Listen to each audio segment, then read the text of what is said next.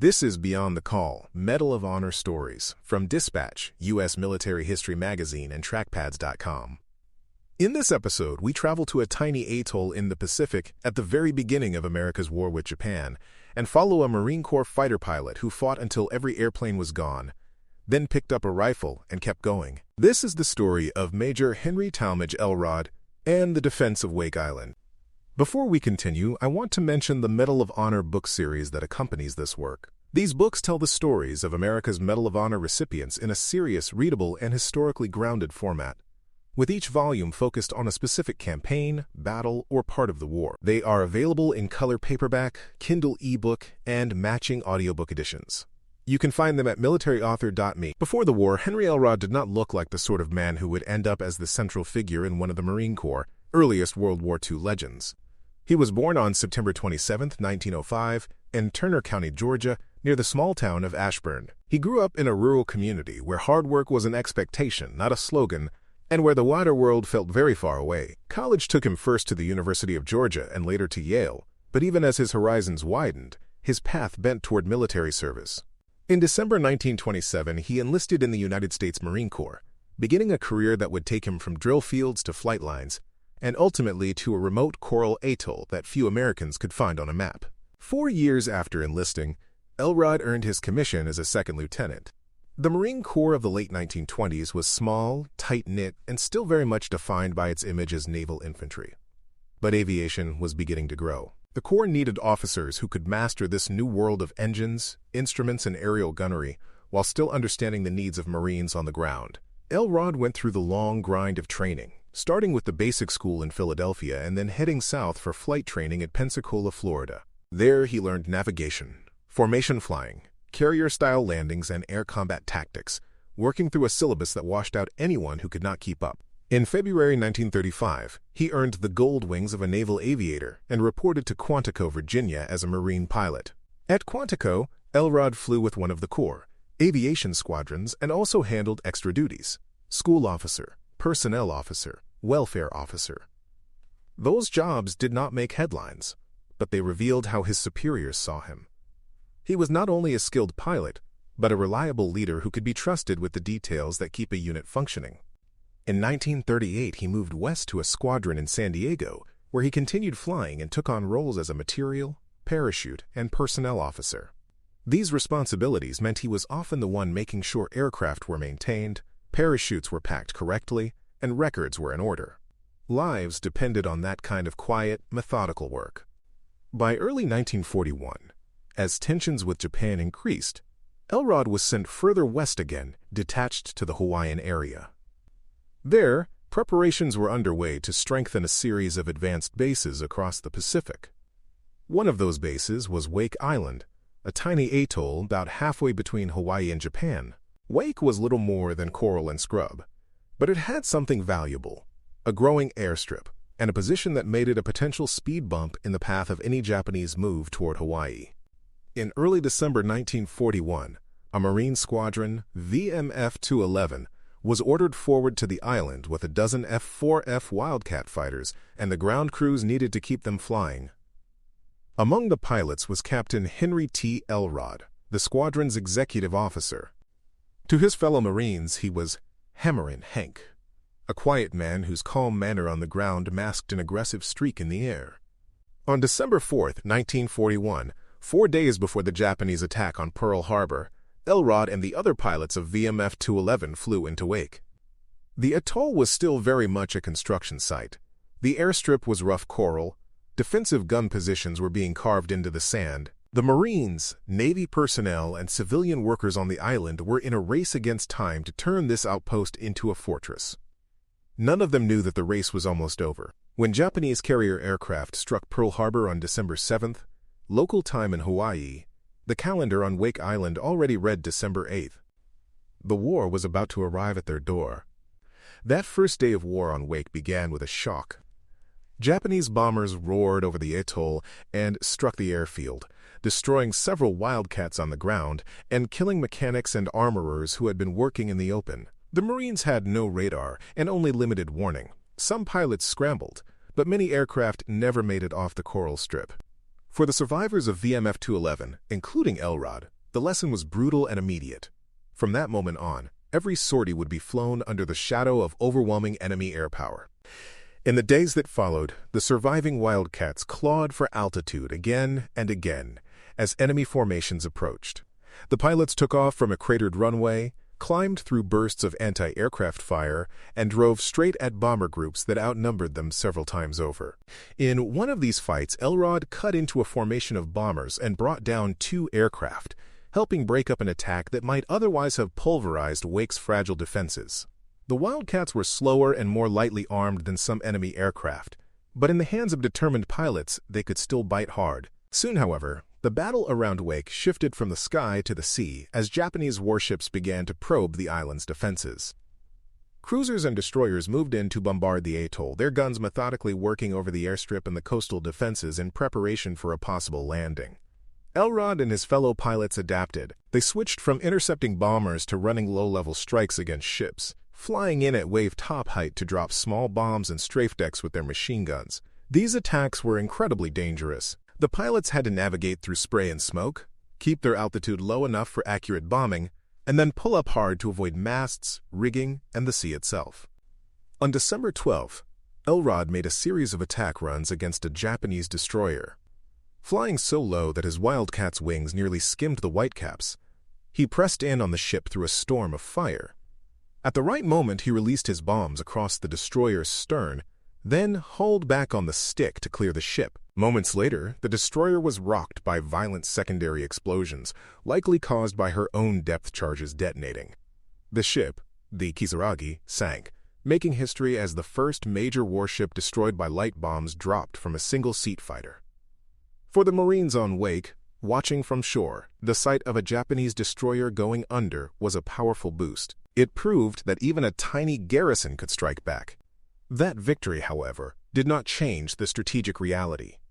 Every sortie burned fuel and ammunition that could not be replaced. Each raid took a toll on the ground crews, who kept the Wildcats flying. Bombs cratered the runway, damaged aircraft, and killed specialists whose skills were irreplaceable on a small island. Gradually, the Wildcats were whittled away in combat and by damage on the ground. In time, Elrod's own Wildcat was disabled. By mid-December, VMF 211 had effectively ceased to exist as a flying unit.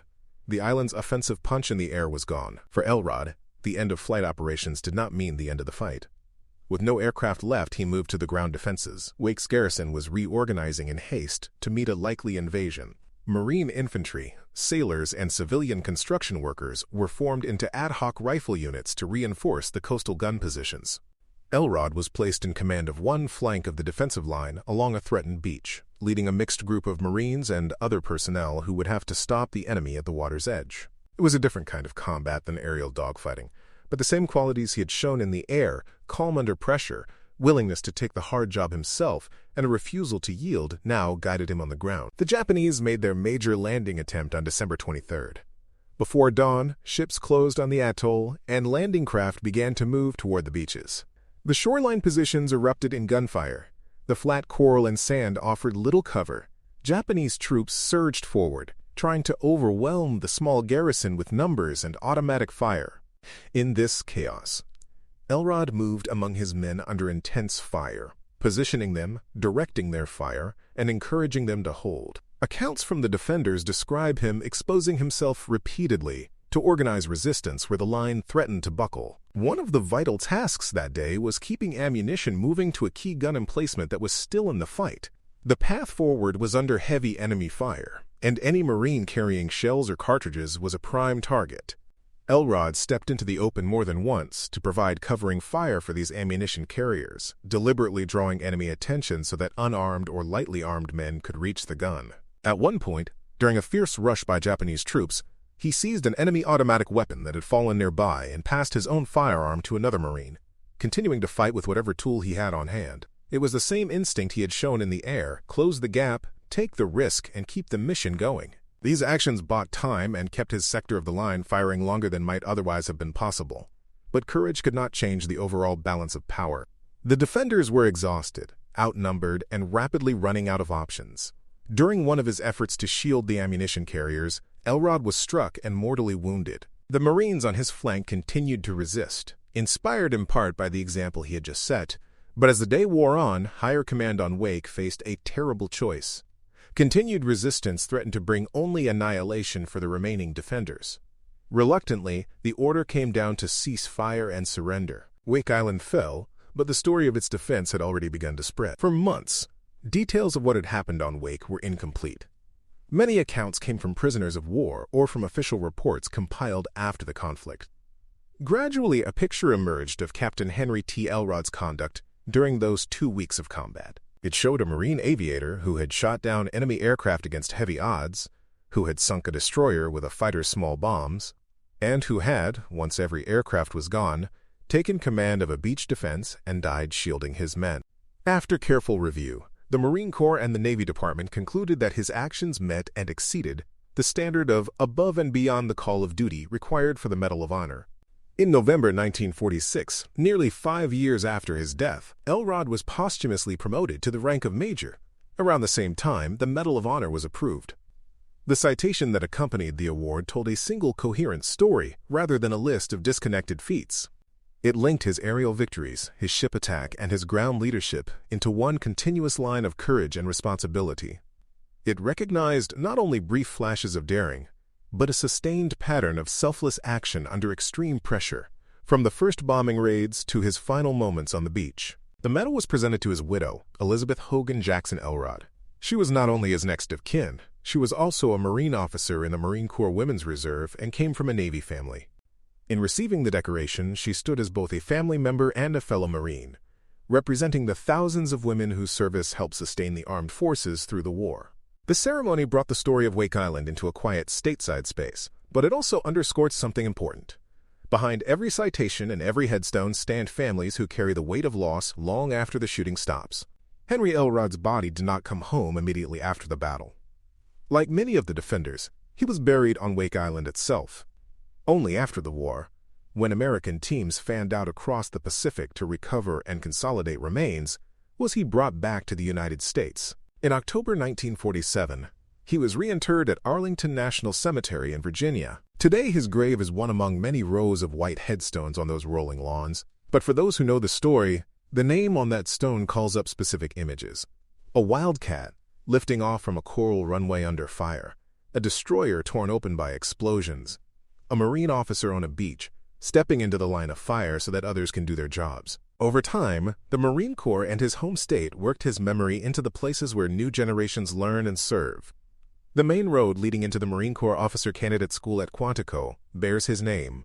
Every candidate who arrives to begin the demanding journey toward a commission passes a sign that reads, Elrod Avenue. Many will not know at first who he was. Later, as they hear the story, that road becomes more than just an address. It is a reminder that the gold bars they seek may one day come with decisions under fire as heavy as those faced on Wake. Back in Georgia, in and around Ashburn, his name appears on local memorials and on a public park, connecting the rural landscape of his boyhood to the distant coral of Wake Island and the national stage of Arlington. The Navy honored him by naming an Oliver Hazard Perry-class frigate USS Elrod. Crews who served aboard that ship sailed under his name on deployments around the world. In 1995, he was inducted into the Georgia Aviation Hall of Fame, joining other flyers whose skill and courage carried American air power into new eras. Together, these honors form a scattered map of remembrance. A road at a training base, a park in a small town, a ship's crest, a museum plaque, a headstone at Arlington. Each point leads back to the same core story. A young man from rural Georgia joined the Marine Corps, learned to fly, and found himself on a remote Pacific island at the moment his country entered a global war. When the test came, he met it in the sky and on the ground, using every tool and every moment he had to protect the Marines and civilians around him. When no aircraft remained and the situation was all but hopeless, he kept fighting until the last. And beyond the call, we look for those moments when ordinary Americans were asked to do extraordinary things. Major Henry Talmage Elrod's last fight over, and on, Wake Island is one of those moments. It reminds us that courage is not confined to a single specialty or a single battlefield. It can begin in the cockpit of a fighter and end in a shallow rifle pit on a lonely beach, carried by the same sense of duty all the way through.